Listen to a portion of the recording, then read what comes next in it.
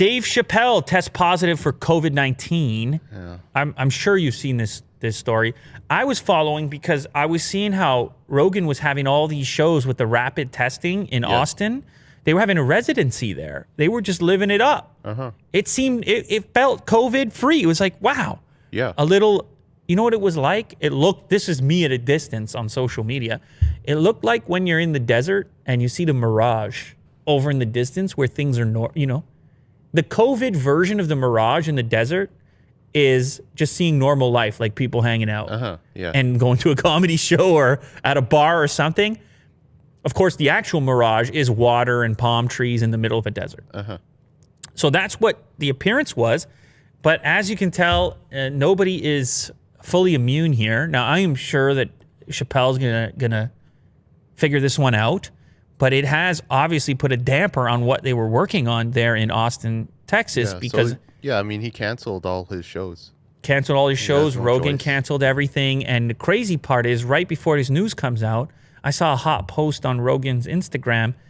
Himself, Chapelle, Elon Musk, Grimes, few more people in there. They were just having a time. We'll see if you can find it there. Yeah, check out this post. Unbelievable. Yeah, you got Michelle Wolf. You got Ron White, Dave Chapelle. It's Donnell Rawlings.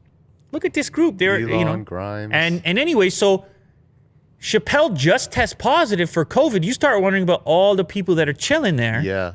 Just moments before, hanging out. And this also, what this also exposes is the imperfect nature of the rapid testing.